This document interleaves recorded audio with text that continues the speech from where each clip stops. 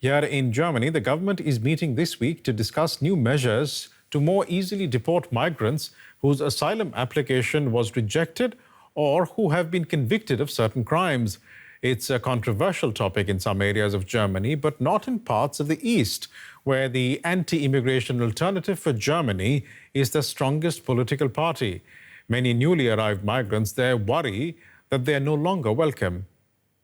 I came here because of war, and I want to have a safe life here. I'm 100% confident that all the young people here in this centre are tired of the living conditions and the security situation back home.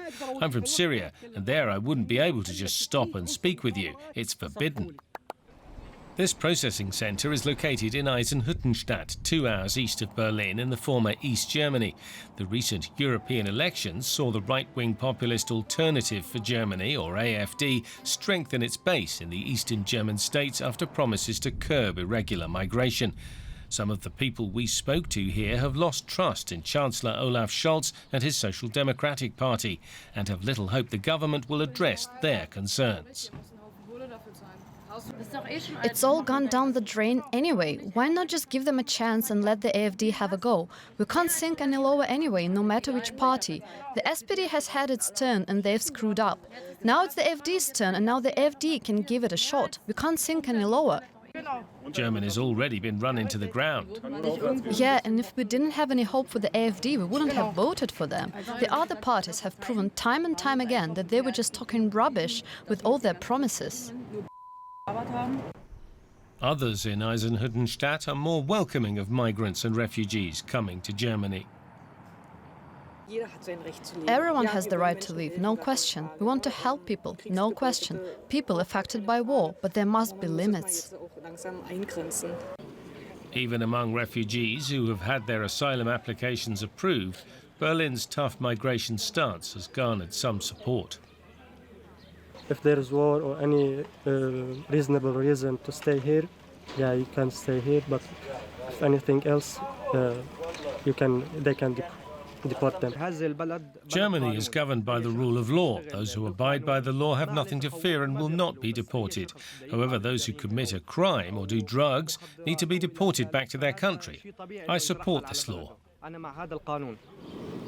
Facing a record low approval rating, the German government is coming under increasing pressure to act. According to the head of the Immigration Authority in the state of Brandenburg, where the reception centre is located, raising the number of deportations will go some way to curb migration, but he says it will not be enough. For me, deportations are a mechanism aimed at restoring legal peace for criminals, serious offenders, people who show no willingness to integrate. They need to be deported because our population cannot be persuaded to let them stay and collect welfare benefits. As the debate continues, these refugees and migrants await a decision by German lawmakers about what their future holds. Let's get more on this with DW political correspondent Matthew Moore. Matthew, good morning. The German government is under pressure on migration quite clearly. How is it going to respond? Well, we'll get more details in the course of the day, Birish, on how it's really going to tackle this problem, a problem which really, frankly, is number one on the list of voters' concerns, according to polls in recent weeks. And essentially, what the state leaders want, who are meeting with Chancellor Olaf Scholz today, what they're saying the solution, really the headline solution is for the German government to look at third country solutions. That is what we considered Rwanda solution, the Rwanda deal that the UK has, or the Albania deal that Italy has. That is essentially to process asylum applications outside of Germany. They say that works for two reasons. It acts as a deterrent to people. They know that they can't just come to Germany and get asylum straight away. But they also say that deals with this problem that Germany has, which is of deporting failed asylum seekers I think last year Germany managed to deport around 12% of the people who had their asylum applications rejected. The rest of those people, they stay. It takes something like 2.5 years to deport people. And everyone in the political mainstream says that Germany needs to get a grip on this. And this is seen as one way of doing that, because if your application is rejected, then you simply have to, then that's the problem of the third country. Now, critics, on the other hand, say, there's a big problem with that. It takes years to negotiate these deals, and it's a kind of pseudo solution. It doesn't really work because there's no proof that it actually acts as a deterrent. However, you just see the kind of the pressure on the government. The government says we've got the EU asylum package, and we should let that, give that time to work. We should strengthen our borders and try to help those countries economically where the migrants are coming from to try and deal with this. And we also heard in that report, Matthew, that some people want asylum seekers who've been convicted of crimes to be deported. Is that viable?